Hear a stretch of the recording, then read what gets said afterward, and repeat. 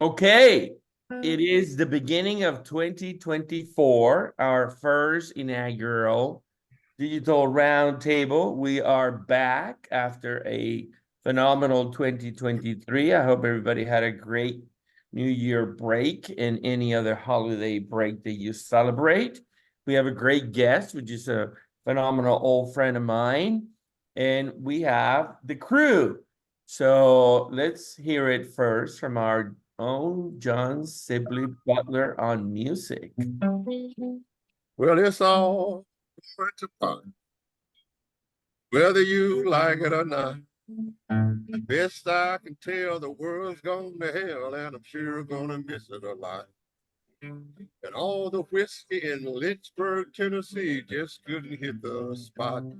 I got $100 bill, but you keep your pills because it's all going to pot. Now that cackabapper head in a box must think I'm dumb as a rock. Reading me the news while I'm kicking off my shoes, and it scared me out of my socks. The red-headed stranger, I'm not. Buddy, let me tell you what. If you ask old Will, he said, here's the deal. Baby, it's all going to pot. Woo! Very nice, very nice. Bravo, bravo. John Sibley Butler, Happy New Year. What say you? Happy New Year. It's going to be a great new year for Texas, for Central Texas. There's a lot of planning that's absolutely going on. We survived. I think we survived the cold and the little ice here, which is doing very, very good. There's the political campaign that's going on now. So if you look, Andreas, where we are now, we now have to turn ourselves back to America. And that is, we have to get back to the political process. And I think that ex-President Trump is doing extremely well in the polls, despite his history. And I think there's an urgency about who will become president and what that will mean. I think the stock market has been doing extremely well for the last month or so. It is really, really going really, really well. And for the first time this year, we had a good discussion of the grid. You know, as I said before, 4 years ago, we would never have this discussion, if you will, in the press. The international world, as I said, it looks like the world on the pot.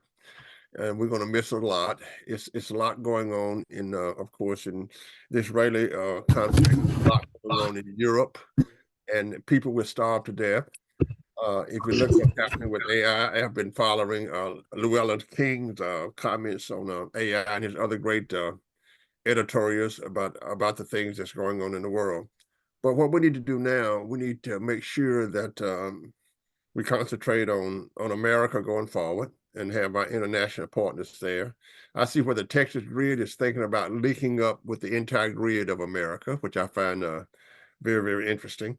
I have missed Digital Roundtable. I have missed the guests and Llewellyn King, who's turned out to be my intellectual godfather, to make me think about history and trying to get my mind off of making a dollar, but it's hard to do. But he's doing a good job at it. So, Andreas, I'm doing good and looking forward to doing great things in 2024. And by the way, welcome back. By the way, the Longhorns, yes, the Longhorns lost. We lost. We didn't make it, but we'll make it before time is over. We'll be right back next year. You know, you got saving to retire. You know, that's all you need to know. Well, you know, that's a good friend of mine. I haven't talked to him. But there is no way that Saban can beat you again on football. That's true. So all the best to you, Johnny. All the best to you. Thank you for being back. Llewellyn King, how are you, sir? I am fine. I'm looking at all the things that are happening in the world with some alarm, because there are so many loose pieces, and we don't know how they will form up into any sort of cohesive whole. We have two wars going on. One is possibly winding down, but the peace is going to be more challenging in Gaza than the war was, as the place has been largely reduced to rubble. There is no clear winner emerging in Ukraine. A lot depends on how much funding they get from the rest of the world, and particularly from the United States. We have a terrible shortage of leaders globally. We cannot point to one of the countries and say we have a great prime minister in Canada, or a fabulous president in France, or a great chancellor in Germany, or an inspiring prime minister in the United Kingdom. We have international government by pygmies, and the United States is no exception to that rule. We have a president who, in my view, is too old and should not be running again, is showing at 81 premature signs of age, not generally associated with somebody of that age. He seems to have difficulty in talking and walking, and it seems to me extraordinarily selfish of him to want to offer himself as the Democratic candidate again at a time when there is such a need to challenge the front runner in the Republican Party, who is a rather reprehensible character. I think that would be a reasonable, even an understatement. Anybody who is facing 91 indictments, you have to wonder how they conducted themselves, plus some of his more extraordinary statements. What worries me about the domestic political situation is nobody is addressing the great issues. Today, I think it was Sam Altman said in Davos that we cannot have all the AI we want unless we increase and stabilize the electric provision. We simply will not have the electricity to use as much artificial intelligence as we think we will be using. Artificial intelligence itself is a challenge. It may cost a lot of jobs, but it will vastly increase productivity. Although the country that puts in the most AI-assisted manufacturing will be the most productive country and will run away with the laurels in the century. So that should be thought about. But you cannot have AI. It's a totally electric-sustained electromagnetic phenomenon, and you have to have the electricity, and it has to be a stable supply. Already with the computing that we have, server farms are distorting the pattern of electric usage in quite a few places. It's very steady, it's very appealing to the utilities, but it is subtracting available electricity from other uses, particularly domestic. Then we have a very serious climate situation. We may now not be able to arrest the increasing heat in the country, so we should look at what civil engineering operations are necessary to keep it at bay, particularly the oceans. Who is going to pay to build our seawall around Boston, New York, Norfolk, other low-lying eastern, and the same on the west coast? You're going to have huge flooding, and what was beachfront property is going to be underwater. And in order to hold the seas back, we're going to have to rebuild the cities. It is not being politically addressed. And the other great domestic issue that is not in the campaign, has not come up, nobody is discussing, is housing. The cost of housing has gone up. The supply is inadequate. The impediments to building new houses have not been removed. If we were allowed, if the housing industry were allowed to acquire permits more easily, and particularly to acquire permits in the suburbs, we would not have a housing crisis. It is a crisis of political choice, of social choice, not a crisis of true shortage. So there's a lot here that is going to impact the country. For example, I'll just throw in one more thing. Right at the moment, we have a shipping problem. You cannot get the ships through the Suez Canal because of the Houthis attacking ships in the Red Sea, and there's a shortage of water in the lake that feeds the Panama Canal, and as a result, the amount of shipping going through the Panama canal has been substantially reduced and the cost per ship has gone up substantially. These things will be felt in the domestic economy. These are not faraway things. These are things that come home, and they'll come home during the latter part of this year, and that might, and the big bland, I'll fix it, I'll negotiate it, doesn't answer the question. We have serious and escalating problem with North Korea, not only being a weapons state, but also being an exporter of particularly pernicious weapons. Excellent, excellent, excellent. Well, I concur. Can I go home now? Can I go and get a drink now, or do I have to keep on? I concur with a lot of what you're saying now. I don't know if you've noticed that technology continues to be the game changer, and we have a great. Well, I thought I was just talking about that.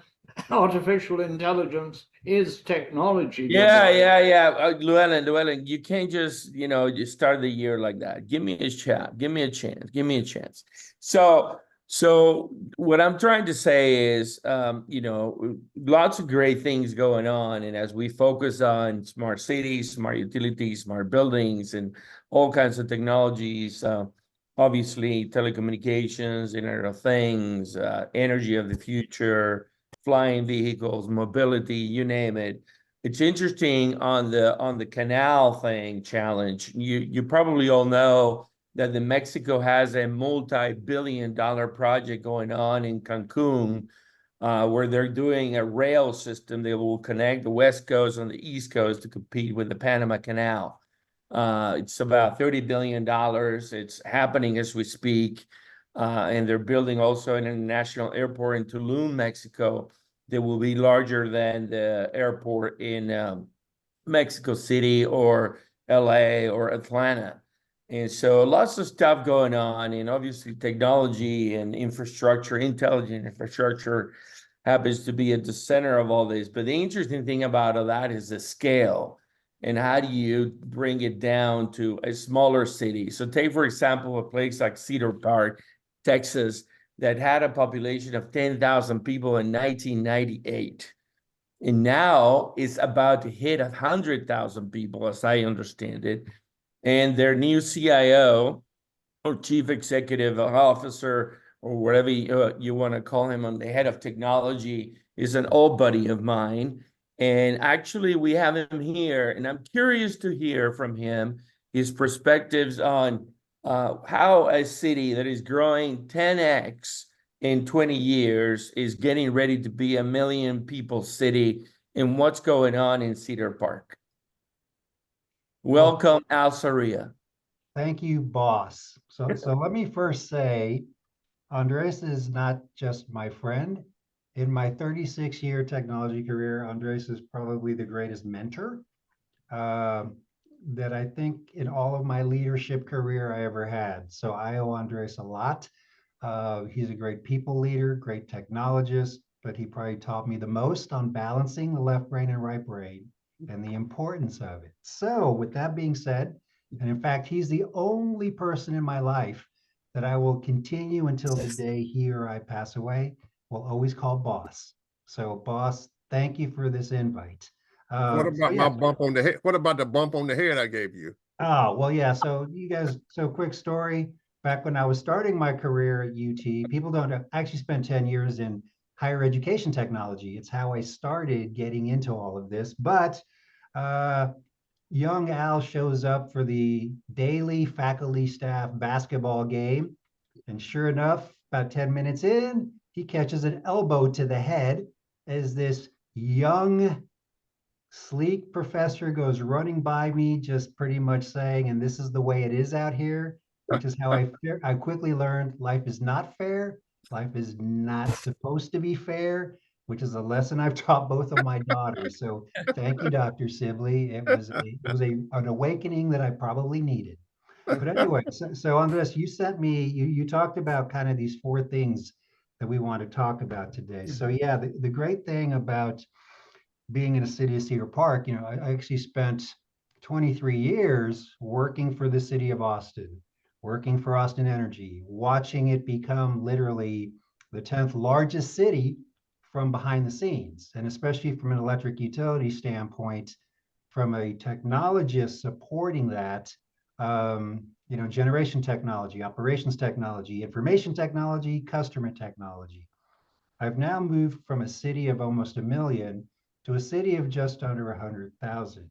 And so, yeah, there are unique opportunities. I never really call them problems. They're just opportunities that present themselves in terms of how technology is able to advance a citizenship. And so, kind of in your first thing about what are the challenges to becoming a smart city? I can tell you from a municipality standpoint, we collect fees, we collect taxes, we provide service. That's what municipal government is all about. So for me, it becomes this fundamental supply and demand equation. So it's all about, my background is actually not in computer science, it's actually in economics and finance. So Dr. Sibley, I'm always carefully listening to what you're saying. So really, on average, 4% of a city's operational budget is dedicated to technology. Of that 4%, approximately 80% of my budget is actually dedicated to running the actual business or the actual operations, which leaves me about a 20% of my budget that's left for projects development. Within that, how do I retain technologists? That's probably one of the biggest challenges to getting to a smarter, intelligent city is that retention. I got to invest in folks. And I hear, well, Al, if we invest in them, they're going to leave. And my response is, but if I don't invest in them, they're going to leave and find somebody who will invest in them. And so that is always running around my head. I can tell you another challenge we have. Oh, here's the big thing. So I went from a budget, at Austin Energy, we had 200 technologists, $100 million budget. I've got less than 20 technologists and about 1/10 of that budget for a city this size. So that doesn't mean we can't do things. I've got to be extremely, extremely intelligent about how I invest and past just the return on investment. What's the total cost of owning the investment? Because citizens have the expectation that kind of their technology will always be available. But I can tell you, Andres and John and Llewellyn, one of the biggest things that's now hit us is the recent acts of the legislature to now limit how a city can increase its tax base. So now we're a city, I can tell you Austin used to, I think Cedar Park similar, you can go up to 8% in increasing taxes. Now the legislature has said, well, you got a 3.5% limit. Anything past that, you now have to go to the citizenship for a vote, which as much as city council will tell us that they're there to help, how can we help? There are now bigger limitations on how we have the ability to raise funding for these kind of projects. And I think ultimately the big thing, minus all the finances, when it comes to trying to explain or talk about, and years ago, Andres used to send me around the country to actually talk about the concept of the smart grid. And it was always interesting talking to the different audiences. And what I've learned from that and what I've picked up now is it's not so much the what and the how. It's really about explaining to the right audience the why. Because no matter how I try to talk about this, every human being is asking, what's in it for me? And in explaining what's in it for me, especially as a small city, small fiscally conservative city, I've really got to put on my thinking cap a lot when I'm having these kind of discussions. And I've got my first budget season coming up, and this is going to be a really fascinating discussion to have here.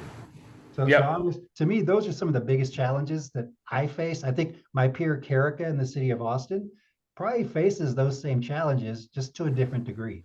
Yeah. Yeah. I think that the point that you're making is a great one, Al, because the tax issue, it's really a losing proposition, right? And we have been saying for a long time now, probably 10 years, and I'll defer to John in a moment here, that cities have to change their business model and change how they grow and afford or pay or invest in their growth.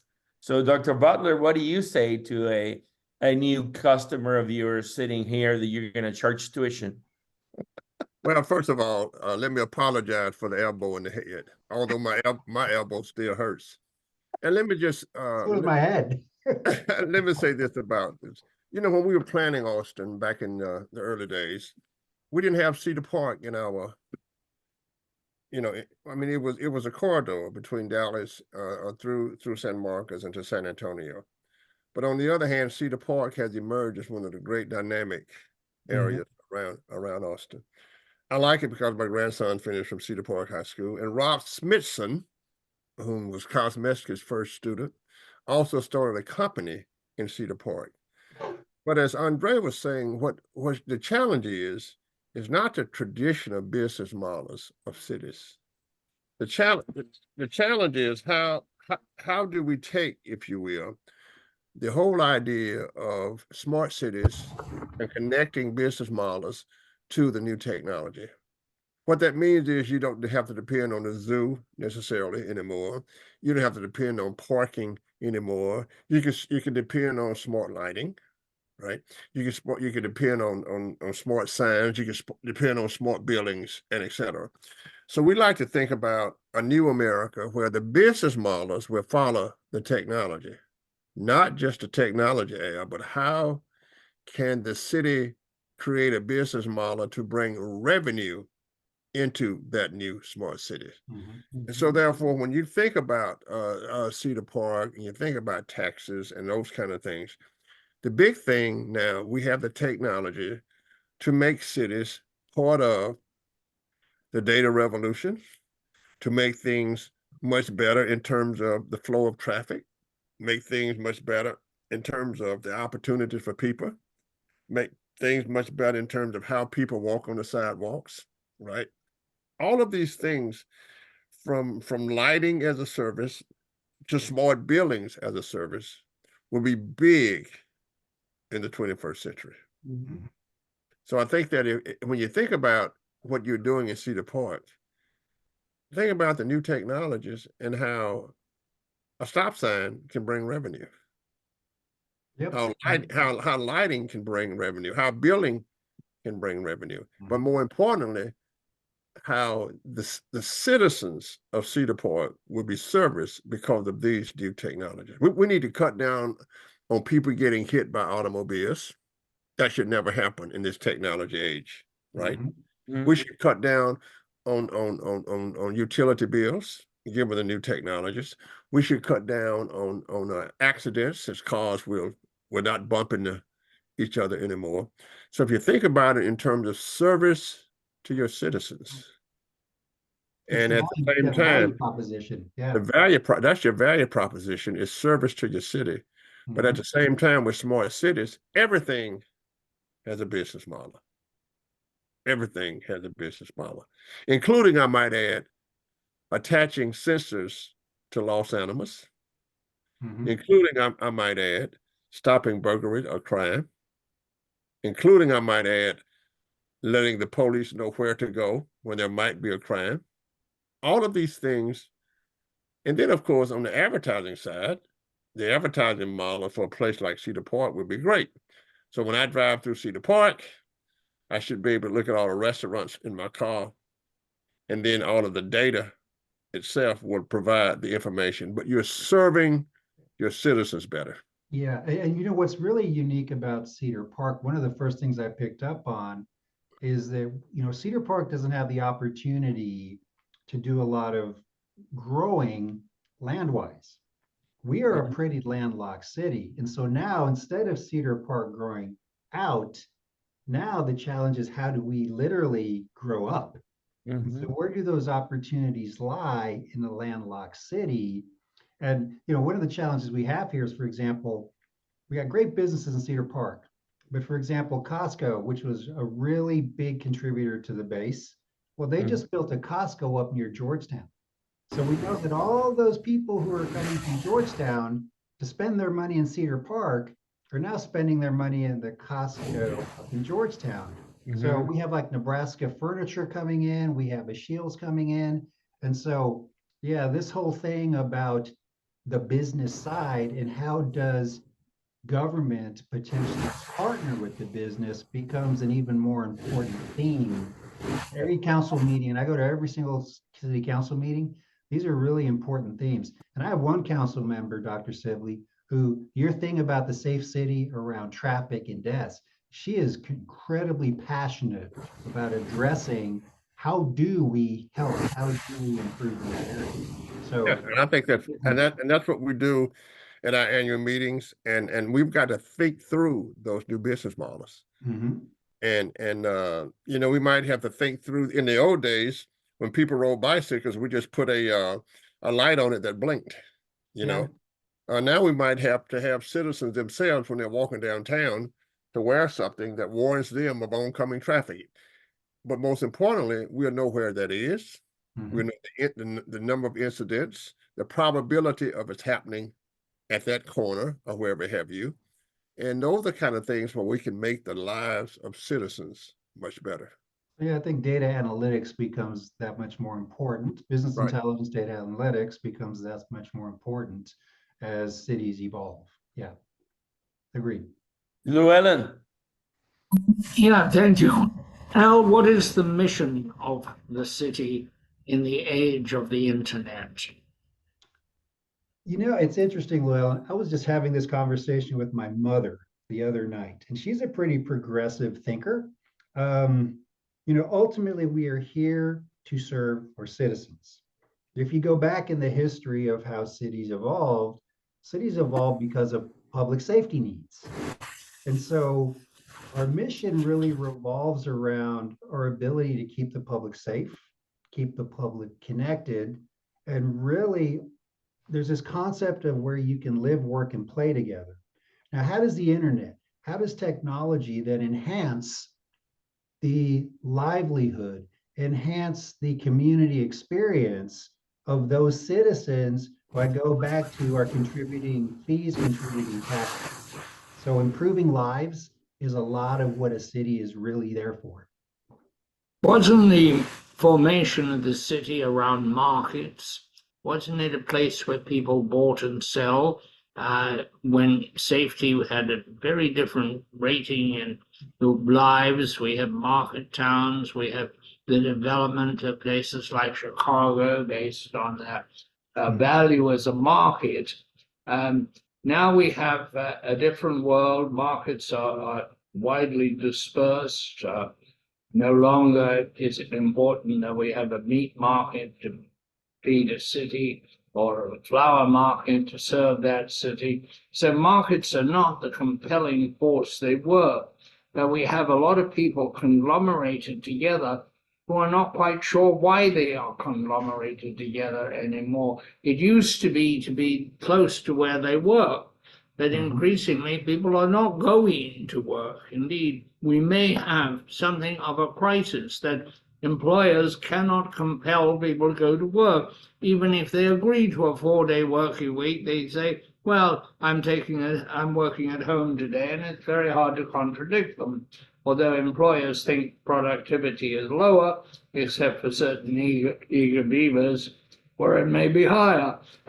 But the mission of this city is changing. And indeed, we may see some cities, some huge and beautiful cities, in decline. New York is a possibility because it is vastly overbuilt on office space. There are peculiar problems in, in San Francisco, but it is at the moment a city in decline. There's a big question mark over the future of Los Angeles. And we're seeing this. The economic opportunity was the driver. We saw the spread of cities with 20 million people like Mexico City, New Delhi, Bangalore, well, they've got a new name for it now, but Bangalore, etc., where people flooded in because there was work, there was money, and they could sell their services, which is also a marketing function, which they couldn't do, and because however awful it was to work in a factory situation, it was almost certainly superior to working on a farm. But all of those truths are no longer valid.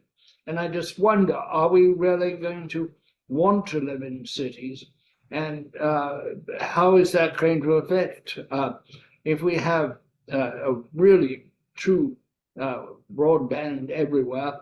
Aren't people going to want to live in smaller, more compact, more human situations? As it is, cities break up into villages within the city.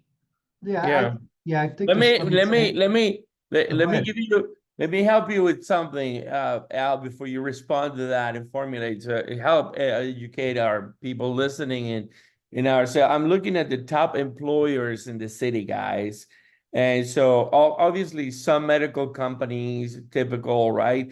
But Firefly Aerospace, manufacturer of generation small launch vehicles and lunar landers, 250 employees. Helium, trucking industry, electric vehicles. Tress, auto lending.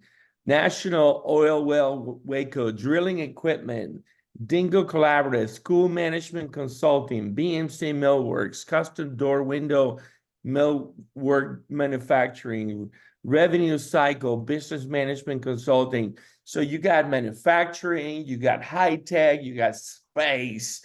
You got, I mean, Cedar Park is kind of like, a reflection of Round Rock and Austin, right? And it's fascinating what's happening and what kind of companies are there. So go ahead, Al.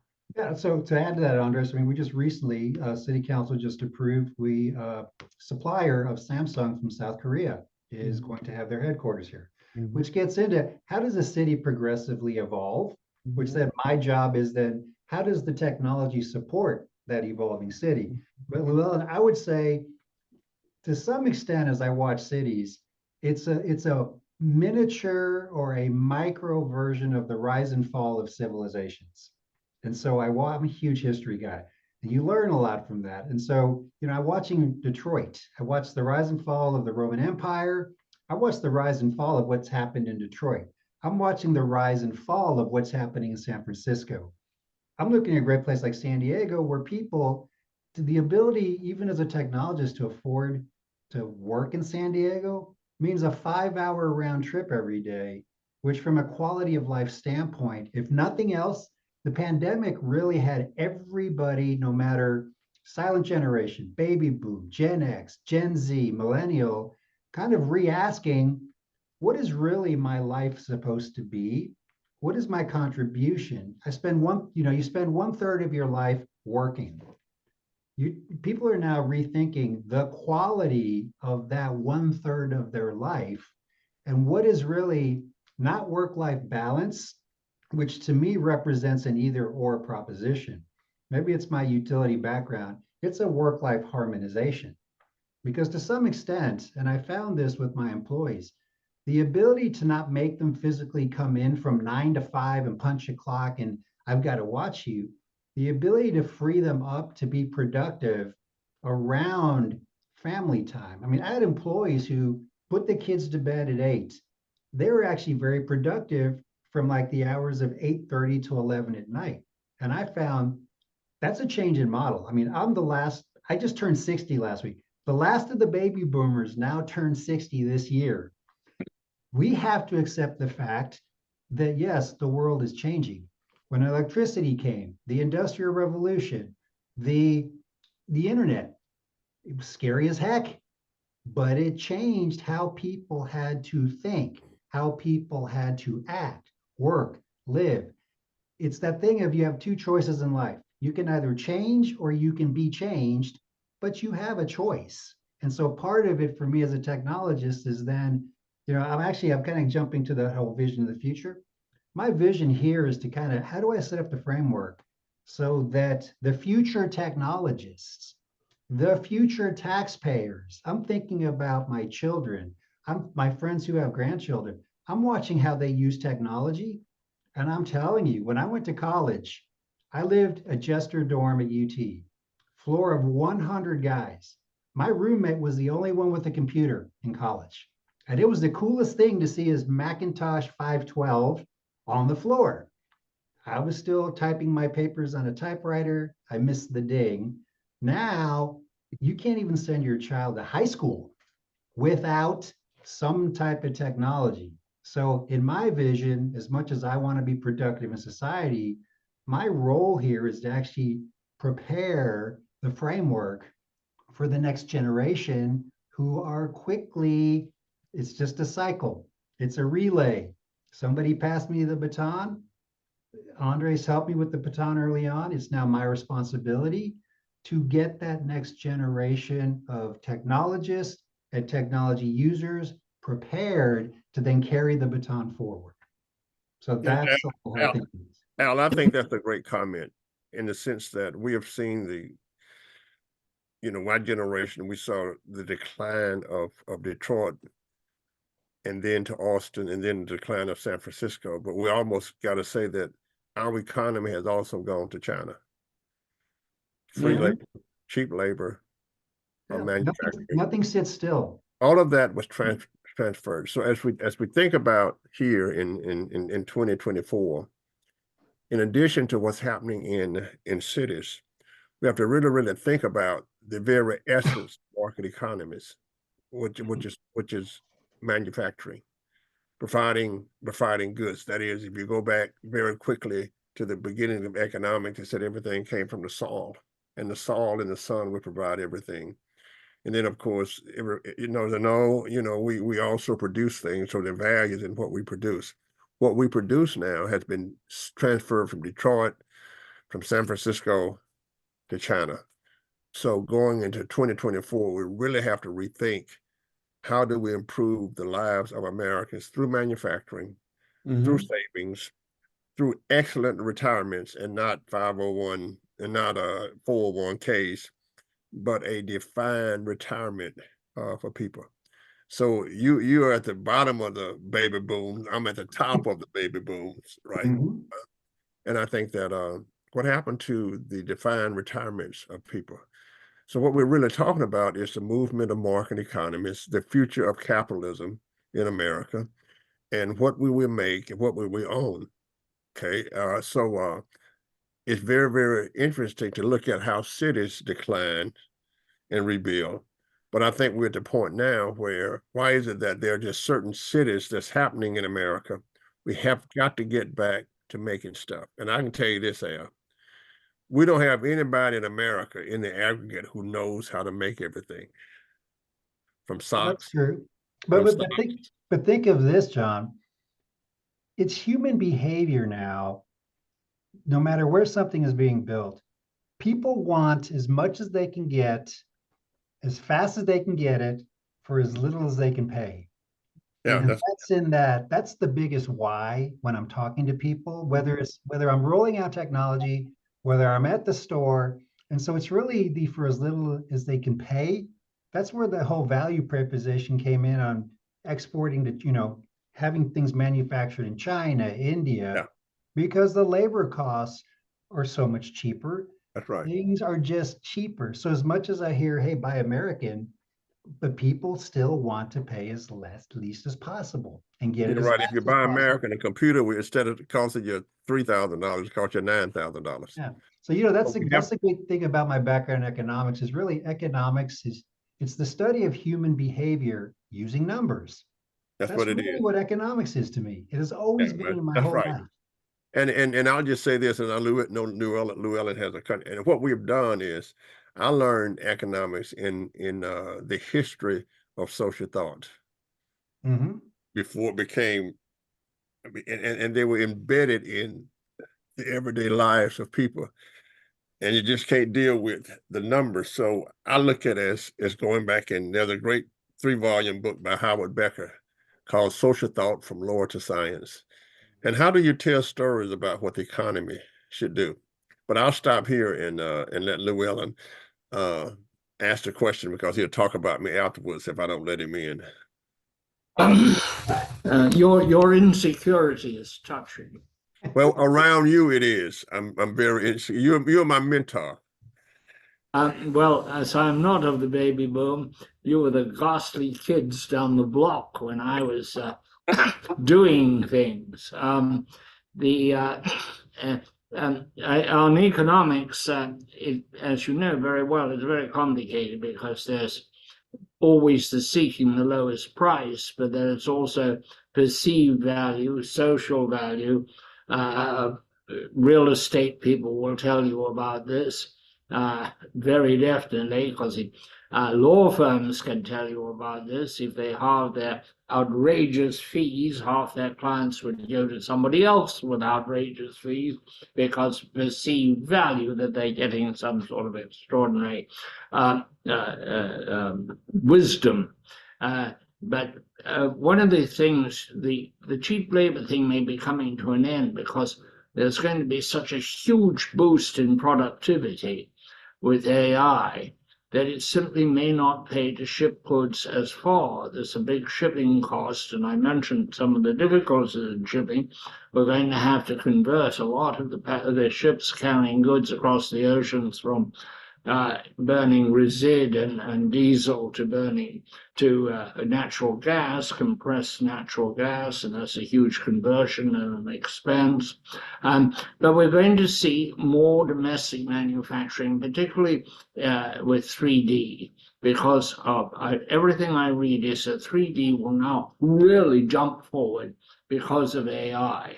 Assuming, of course, you have an electric supply that is utterly reliable, and this may mitigate against the grid. This may lead people to break down into microgrids and to small, very localized generating, possibly buying wholesale on the grid, and maybe storing in some yet to be proved device like the ion air battery. Or some other device to store electricity, because it will be so valuable. As you know, the only way to stop AI is to stop electricity. Then it's dead, it's of no value. But our society can't function without electricity, which means probably there will be a higher social value. There's never been a well understood social valuation of electricity, and the time is coming when we may have a social value attached to electricity and its supply. It sort of came in the back door. It was useful. It was terribly useful. Now we're beginning to see it as beyond useful, as being absolutely life affirmingly important. All of these things are going to have effects on cities. Are we going to see large factories using 3D printing and technologies associated with it? Are we going to see some of the hundreds of new materials that AI is pointing to? New compounds, new amalgams. In some cases, they've discovered many new crystals. This is going to affect everything.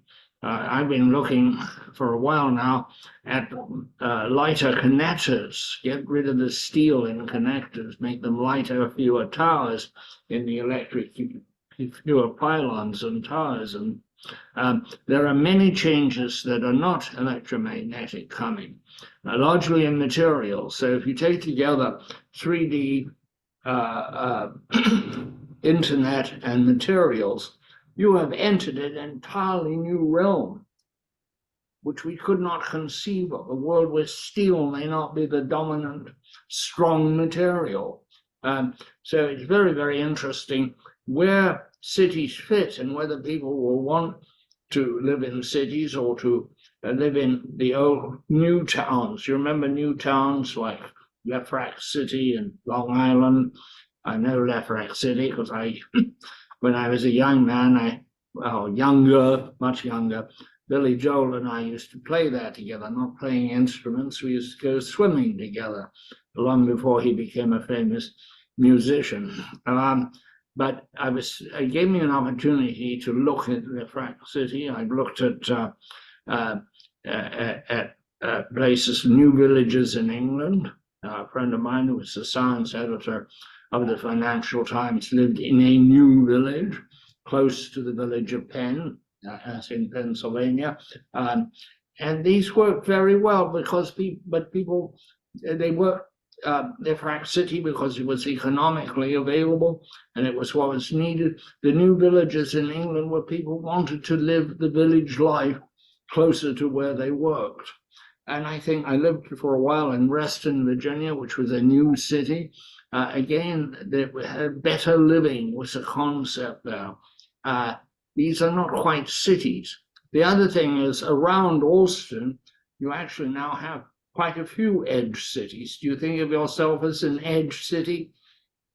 I do, and that's the big thing when I was thinking about all the projects, and probably my next biggest project is I've got to develop a 5-year master plan around the concept of a fiber ring, network ring, which, there was an assessment done before I walked in the door. And the question became, is it something a city our size does themselves?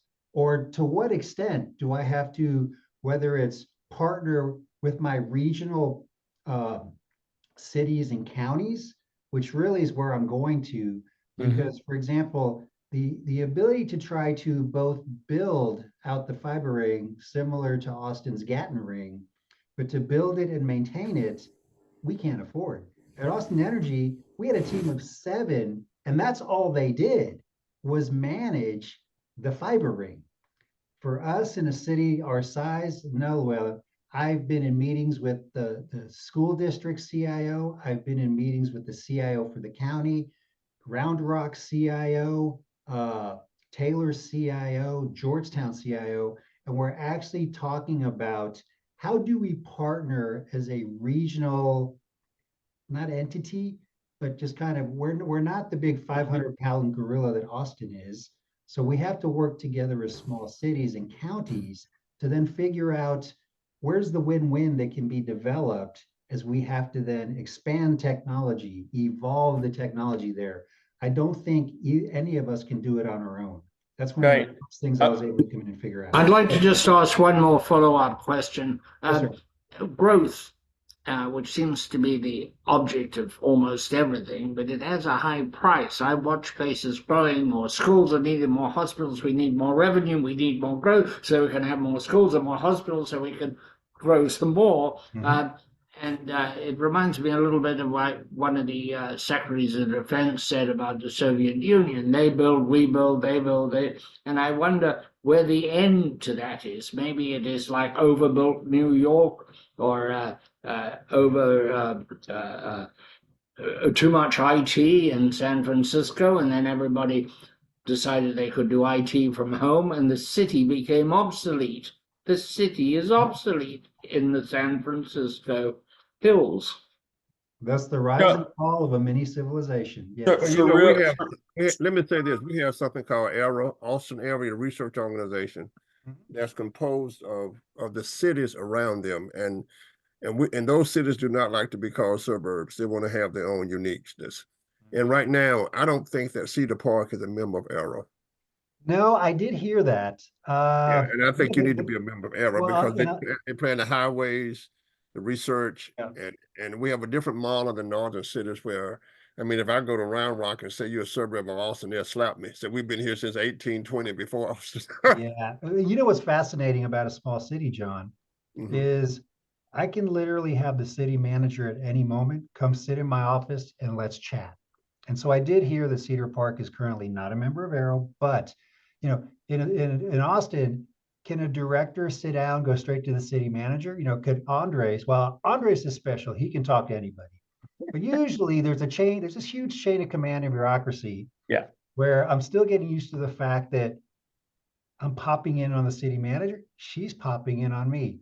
That still kind of blows my mind a little bit, in that I can have these kind of these conversations about people, process, technology.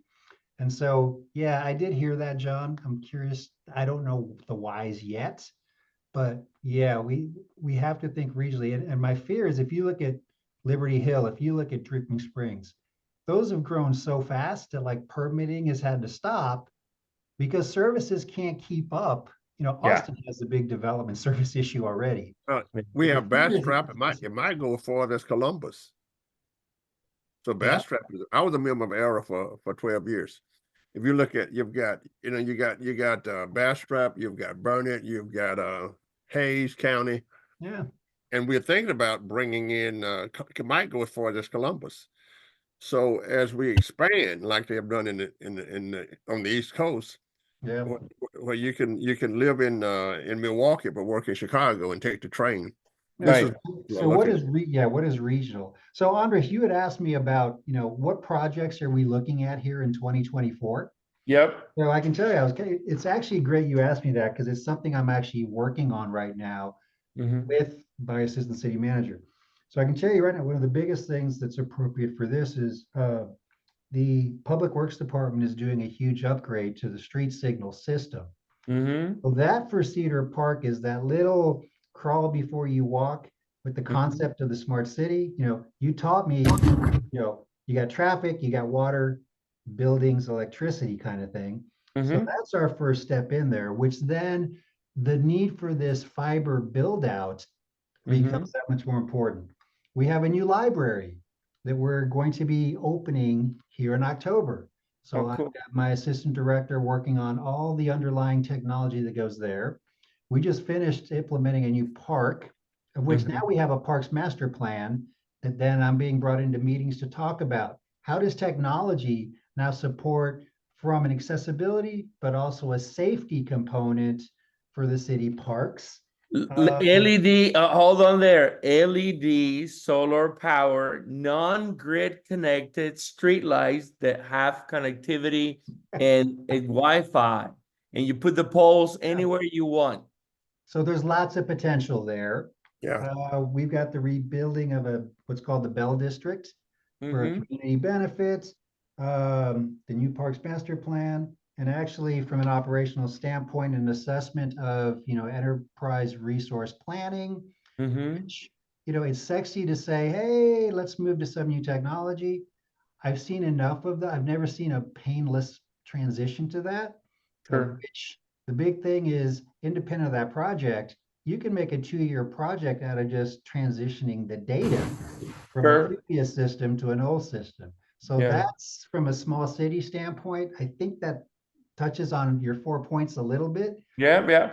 Yeah, Couple of quick questions. So you guys own your water or no? we own our water. We don't have electricity. Right. So tell me about that because your relationship with Encore in Williamson County. So are you do you guys have a proactive relationship with Encore? It's actually not with Encore, it's with PEC. It's with PEC. Okay, Yes, got and it. we do Got it. have a proactive. It was funny. I went to my first meeting with PEC and it became oh, you're from Austin Energy. I Mm-hmm. was able to kind of translate some things for the city manager. It's Good. amazing what just that life has brought me. And so, yeah, we have a very positive relationship with PEC. I can tell Yeah. you after the last 2 Februaries, I do have a little bit of PTSD. So as I went into incident command this weekend, and I've got and Andres knows very well, one of my applications guru here is a gentleman named Bill Fike. And so it was a little different to do incident command when you don't have an electric utility Sure. that has service that your citizens are actually expecting / demanding. So yeah, Fascinating. Hey, gentlemen, parting thoughts or comments or questions? Well, let me just say this. I think that Cedar Park is a jewel, and it was non-predictable in our model. And I think that it will continue to grow. It is gorgeous. I mean, it is in the hill country, and you have all kind of great communities. You think you're in Colorado on some of the homes when I play golf out there. It's very hilly. And as we know, the most important thing is to provide jobs and opportunities. And 183 is very heavy now with people going to Cedar Park.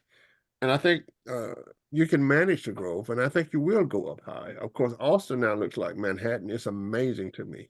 yeah. Mm-hmm. Absolutely amazing. I cannot believe Austin, Texas now. But I think if you do that, then CMG is ready to provide business opportunities on how you should grow in the smart city tradition. So good luck with that. And I see you have your golf clubs back there. Oh yeah, but my wife is a golfer, but that's a Titleist bag that she's like, you can't keep that in the house. So this is where it lives with me. Okay, So yes, so we'll have to I've get got, together. yeah, my But, family but and my actually, golf. but actually, we need to take Johnny. We need to take Al to the Crenshaw course because Al is a 6 handicap and he's an amazing player, and you two would have a fabulous time playing together. Well, I'm a 9. I'm ready to take some of that money Yeah. that you have. I'm happy to do that. It's all about the economics, right? So, gentlemen, let me say this. It's been a pleasure. It is a true honor. I love these sessions. Dr. Butler, I've been one of your admirers for 30 years from behind the scenes. Llewellyn, White House Chronicles, I feel like I grew up on it. Boss, I love you. In fact, I owe you a visit. I need to bring some of my staff down and take a look at all the great things you're doing there. And Andres knows that at the drop of a hat, I am always there for him. I'm always willing. I'm looking forward to speaking at your conferences, Andres. It's I'm coming. really excited It's about coming. it. Now that my girls are grown pretty much, it's like, wow, I can get back on the speaker circuit, and I'm here for when you need me, boss. Okay, Absolutely. we'll go to AGC and play. Llewellyn, any final thoughts? Well, I think this has been really a very interesting session. I think that this is a seminal time in thinking about cities. They are not going to be the same as they have been. They've probably been overbuilt in some things. Obsolescence was never contemplated, and it has come home. Technology is going to be a saving grace of many aspects of our life, but it may not save our jobs, which also has an impact. You do not want a city with very high unemployment, even if they are PhDs. I think it's exciting being in the city business, and it's wonderful to talk to Alan. I'm so glad to have been on this broadcast with him. Johnny, take us away. I'm going to leave you guys.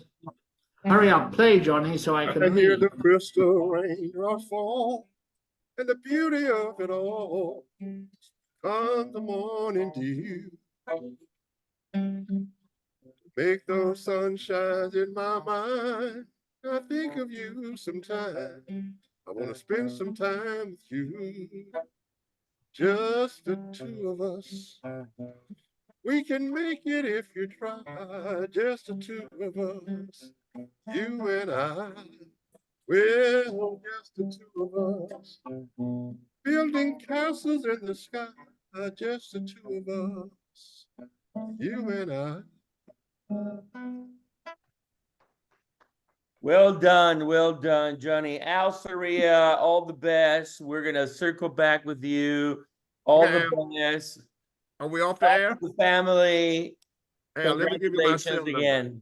Yep, My cell number is 512 got it. 656 9903. I belong to the Crenshaw course. I was the founding member.